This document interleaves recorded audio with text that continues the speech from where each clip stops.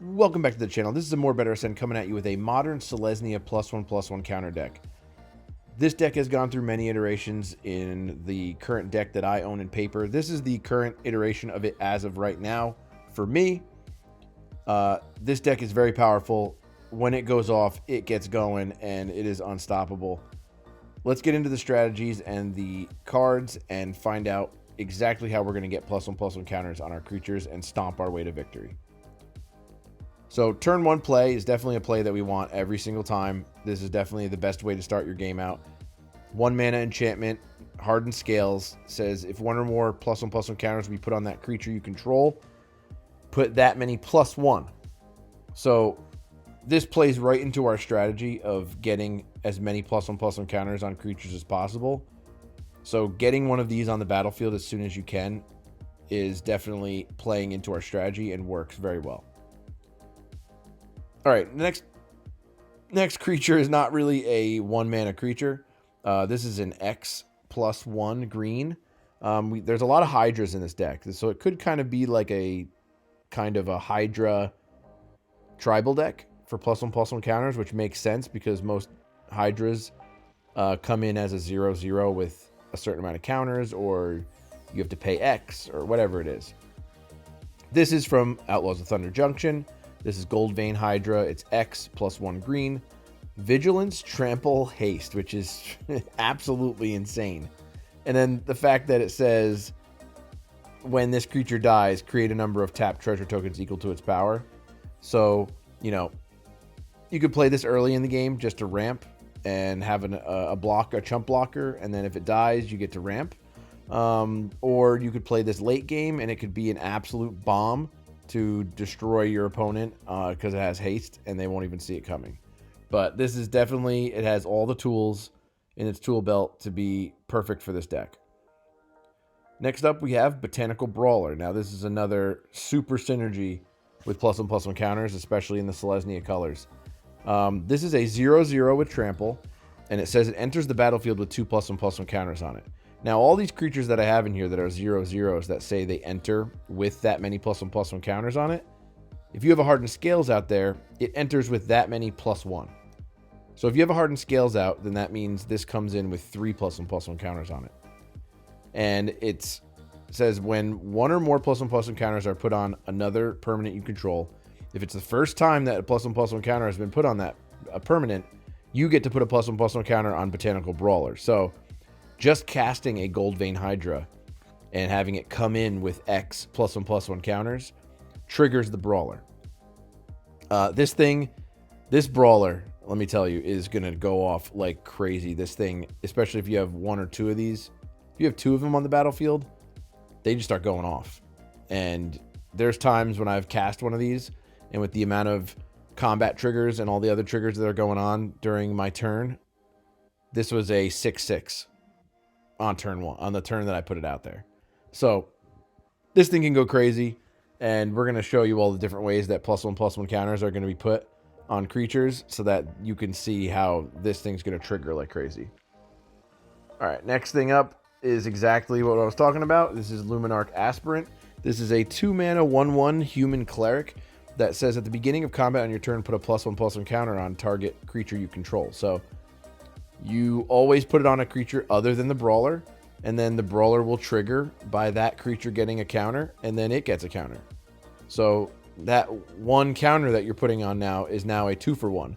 So now you're getting even more value out of this creature that's able to put the counters on there. Next is a Conclave Mentor. This is a 2/2 Centaur Cleric that says if one or more +1/+1 counters will be put on any creature you control, put that many +1. So this is basically a creature that is combined with Hardened Scales. It increases your +1/+1 counters. So if you have this and a Hardened Scales in play, then that means every time a counter is put on something, it's going to be 3 total counters for every single 1 counter that you put on.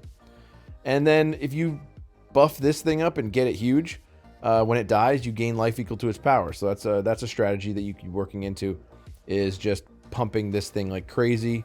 And then if your opponent doesn't do anything about it, you win the game. And if they do something about it and it dies, then you get to gain some life. So that's a nice little strategy right there. All right, next up, Dusk Legion Duelist. Now, like I was saying, we want to put counters on everything, but eventually you're going to run out of cards in your hand. So the Dusk Legion Duelist kind of helps us refill our hand, and it's a nice Vigilance body.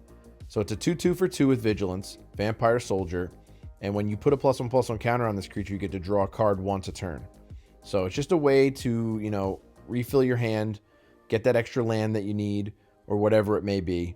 But it's just a nice way that you have some synergy or some reward for putting +1/+1 counters on certain creatures. The Grateful Apparition is one of our only flyers in the deck. It is a 2-mana 1/1 flyer. But the best part about this is if you have one of these out here and you have a brawler and let's say you have a board of a couple creatures that all have counters on them. Whenever this deals combat damage to a player or planeswalker, you get to proliferate. So that means every single creature that has a counter on it gets an extra counter. And then when all of those trigger, the brawler gets another counter for each of those creatures for that turn, if they haven't already triggered him once. So if you have 4 creatures, the brawler's going to get proliferated first off. Then you're going to get an extra counter for each other creature that's getting a counter on it. So if you have 3 other creatures, now the brawler's getting a +4/+4. And that's if you don't have any Hardened Scales or Conclave Mentors in play. So it's already getting a +4/+4. If you just have a 1 Hardened Scales in play, it's getting a +8/+8, which is insane. That you could be able to boost a trampling 2-mana creature +8/+8 in one turn, and that's just an example that I made. You could have more creatures out there than that. All right, now this is another creature, but it has a little extra bonus to it, where it can act as removal as well, which is something that this deck needs, which it doesn't have any of other than these 2 creatures. This is a X +2 green mana, Voracious Hydra. It's a 0/1 with trample. And it says it enters the battlefield with X +1/+1 counters on it, just like all the other Hydras. And when it enters, you get to choose one of these 2 modes. You can either double the number of +1/+1 counters on it, or you can have it fight target creature you don't control. So you can pay X, get it high enough to be at least the toughness of the creature that you want to fight, and then have it fight. And then if you do that, it still is a 0/1. That's the big kicker here, is that this is a 0/1 instead of a 0/0 like this creature. So it's a 0/1. So let's say you're trying to take out something like one of these demons that's a 6/6. And then you pay X is 6 and then 2 green. So you're paying 8 total mana. You're going to have a 6/7. And that's if you don't have any, like I said, any of those bonuses that are out there. So you could pay even less to get those triggers. And then have it fight a creature you control, and it'll still have 1 toughness left over. So that's a nice little added perk to this creature. Otherwise, if you don't need to take anything out, you can just double the number of +1/+1 counters on it.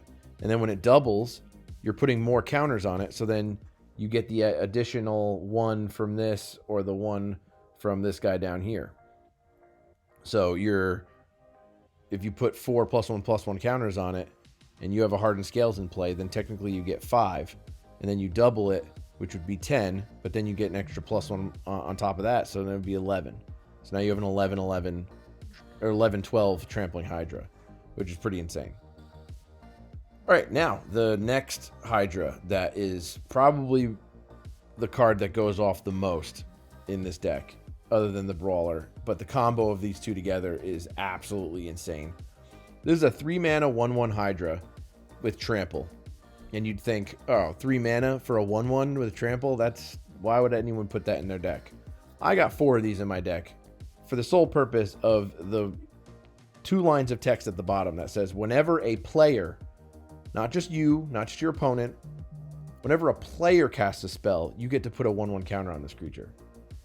So you play this, your opponent plays 2 spells. Guess what? Now you have a 3/3.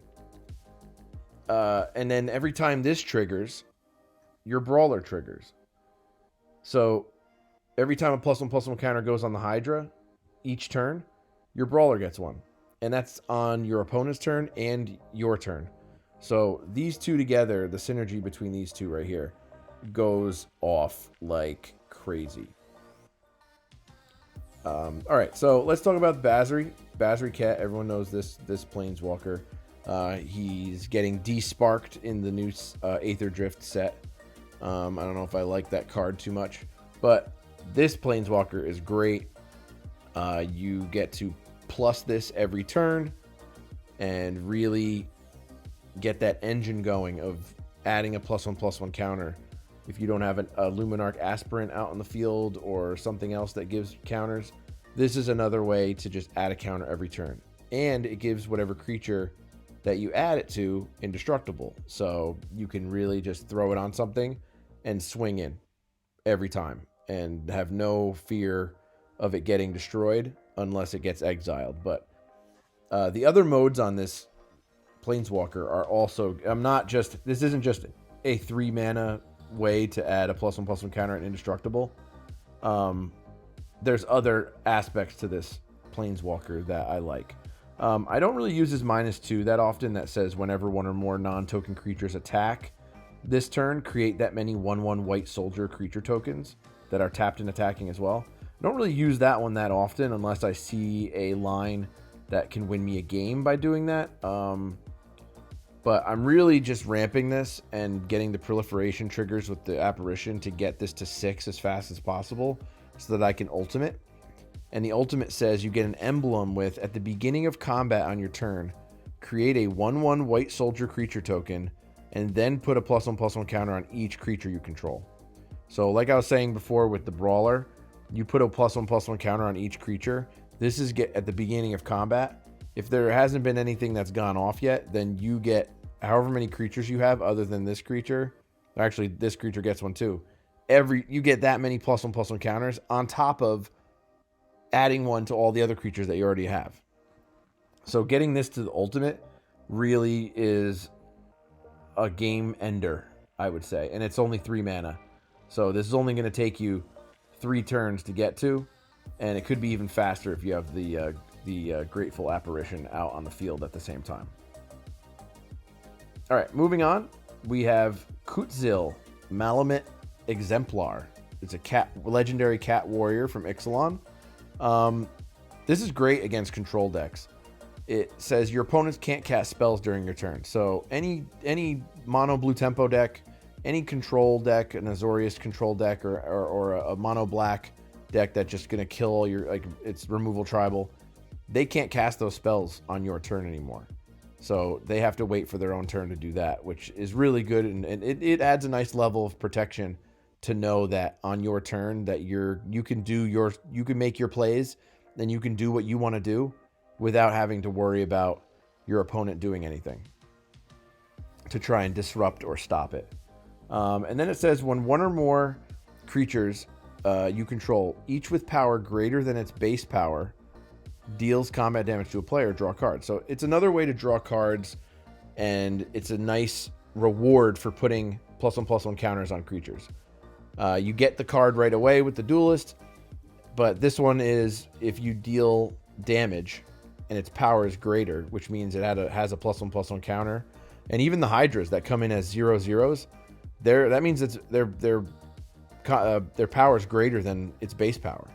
So almost all of our creatures, you can just throw a counter on them, boom, draw a card. All right, now we got Kodama of the West Tree. This is a legendary spirit from Kamigawa. It's a 3/3 with reach, so it's another way to defend some flyers other than the Grateful Apparition. And the best line of text right here, modified creatures you control have trample. So now you're putting +1/+1 counters on everything.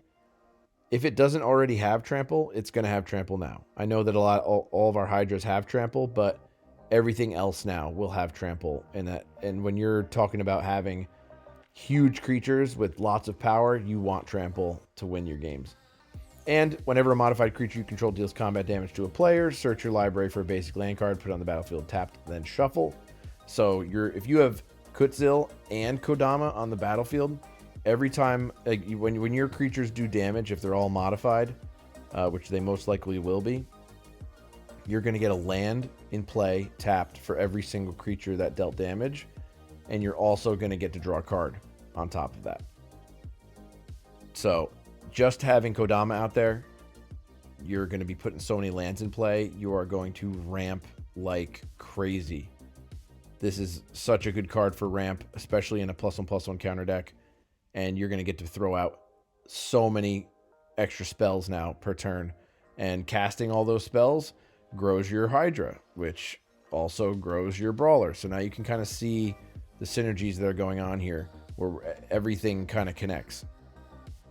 Now, this next creature, we have no 4 mana spells, but we're jumping straight to 5 mana with the Colonian Hydra. This is a 5 mana Hydra, trample 0/0. It enters with 4 +1/+1 counters on it. And it says, whenever the Colonian Hydra attacks, double the number of +1/+1 counters on each creature you control, which is insane. That means if you have a Basri Ket out there and you're adding +1/+1 counters to every single creature every single turn, and then when this attacks, you get to go through and double every single +1/+1 counter on all of your creatures, it's going to get crazy very quick. And I would say even could end the game right there. And on our top end, this is going to screw up our average mana, but Galta Primal Hunger, I feel like, is the best card to have in a deck like this. I only put 1 in there just because it's legendary and because it's going to take a bit to get it to cast it properly. I've never paid more than 2 mana for this card to get it out, because it says this spell costs X less to cast, where X is the total power of creatures you control. So you got creatures, you're throwing creatures out there, and you're adding +1/+1 counters to them, and you have Hardened Scales out there, and you have creatures with X in their mana cost. You're gonna have a board that's so powerful so quickly that you're going to be able to play this card on like turn 4 for 2 mana. And all of a sudden you're going to have a 12/12 with trample on the battlefield for 2 mana, which is absolutely insane. But that's basically what this whole deck is. It's just absolute insanity. Every time I've played somebody with this, it always, I have a pretty high win percentage with this deck. If you don't get screwed with your mana, and you don't get mana screwed or flooded. But let's just go over the mana now, and I can kind of explain the situation with the mana to you. 2.5 average mana cost. We have a 12 mana spell in here, so that kind of messes things up a little bit. Lands, we got 23 lands. We have 2 channel lands. We have the Iganjo to deal with. It's another removal spell. Now we have 3 removal spells. And then we have a Boseiju who can take care of artifacts, enchantments, or non-basic lands. Bunch of basic forests, basic plains, 4 dual lands with the Sun Petal Grove. My favorite type of dual land, where you can comes in anytime you can get a dual land that comes in untapped is great, and then all you have to do is control a forest or plains for this to do so, where we have plenty of forests and plains. And then we have 4 double-sided lands for the Branch Loft pathway, and you can just throw in whatever color that you need at the time, or like if you're getting flooded with green, throw it on the white side, or vice versa. So that really cleans up your mana base a little bit. The mana base was a little different the first iteration of this deck, and it didn't really work out well, but it seems to be fixed now. Sideboard is not really a sideboard. It's a maybe board. These are just all cards that I was thinking about adding to this deck that maybe were also once in this deck, but I opted to take them out. But this is up to you whether you want to play around with this deck or not. This is the Railway Brawler from Outlaws of Thunder Junction. Whenever another creature enters the battlefield under your control, put X +1/+1 counters on it, where X is its power. So it basically doubles the power of all your creatures once they enter the battlefield after he's already on the battlefield, which I thought was pretty good. It could be a nice way. I could replace the Managorger Hydra with that, because it comes in as a 4/4, and then it has to attack, and you double the number of +1/+1 counters on each creature, where that's just doubling +1/+1 counters. Now, Railway Brawler is also 5 mana, and it's a 5/5, and then you get to double the power on the creature. So probably going to be swapping out those Hydras for him. The only problem is that he is $8 per copy, so kind of waiting for that price to go down. And the Managorger Hydra is definitely serviceable in the meantime. We have Vivian Arcbow Ranger. Its +1 ability gives you 2 +1/+1 counters on 2 target creatures, and they gain trample. So that way, if we don't have the Kodama out, then we can use her instead to give the creatures trample. It's also a fight spell on its -3. And then it's -5. You can choose a creature card you own from outside the game, reveal it, and put it in your hand. So you can throw a lot of bombs in your sideboard, and then you can go grab one of them with her -5, which you can get in one turn, and go grab something that, you know, could really be a game ender. You know, you're like a Craterhoof Behemoth or something like that. Then we have Johnny, Adversary of Tyrants, another way to add +1/+1 counters on creatures. This one adds 2 for its +1, just like Vivian. Then it's -2. You can return a creature card, mana cost 2 or less, from your graveyard to the battlefield, which is really great because from Grateful Apparition, Dusk Legion Duelist, the Botanical Brawler, the Aspirant, and the Mentor, those are all 2 mana creatures, so you can get all those, any one of those back on the battlefield. And then at the end, you know, pretty crazy ultimate. At the beginning of your end step, you get to create 3 1/1 white cat creature tokens with lifelink. So you're just going to flood the board with lifelink tokens, which is going to, you know, either keep you alive or end the game, or both. We also have Kami of Whisper Hopes. There's a 3 mana creature that does the same thing as the Conclave Mentor, where it boosts the amount of +1/+1 counters that you get, and then you get to tap this for X mana of any one color, where X is this creature's power. So you could make this you could dump a bunch of +1/+1 counters on this to tap it for mana. It's another good option for this deck. We also have Take Up the Shield. I was going to think about using this as like a protection spell, since it is an instant, and you get to put a +1/+1 counter on target creature, and then it gains lifelink and indestructible until end of turn. So it's a nice way to either protect one of your creatures, or you can protect it when it's attacking and give it lifelink to put it on maybe like your Galta, and then you just get to add 13 life to your life total, which is insane. So that's another option. And then the last one is the Ozolith. Whenever one of your creatures leaves, you know, because this is the one thing about this deck is you start to go all in on these creatures and start giving them +1/+1 counters, and then when they get destroyed or exiled, you know, all that work is for nothing, and now you got to start building again. Or if someone does a board wipe, then you're kind of screwed. You have to start building and building and building from scratch.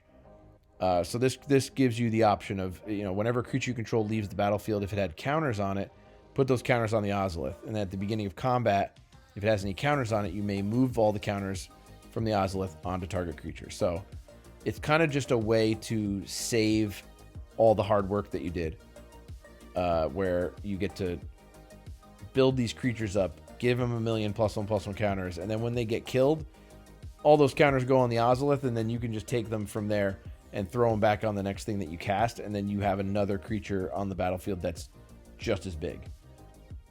So that's a nice way to make board wipes and creature removal ineffective against your deck. But again, like I said, the only problem is this is a $35 card, so that's why it's not in the deck. You know, I'm trying to keep this as value as possible, even though it's not really that value, because it is $275 according to TCG Player, but I don't remember ever paying that much money for this deck at all. So I don't know where they got that number from.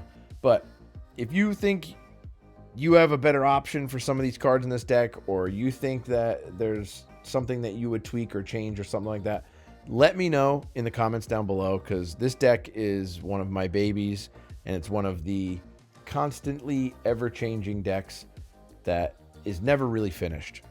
I think the next deck that I'm going to do a deck tech of is another one of those decks, where every time I play against one of my friends with it, he's always wondering, what is the new thing that you've done? Because every time I'm done playing with it, it's kind of one of those, I'm never happy, and I just want to keep perfecting, and making this deck better because I love it so much. So if you have any suggestions or anything that you think I should do differently, just please comment down below. Let me know. Like, comment, subscribe, do all the algorithm things. And we'll catch you tomorrow for another deck tech.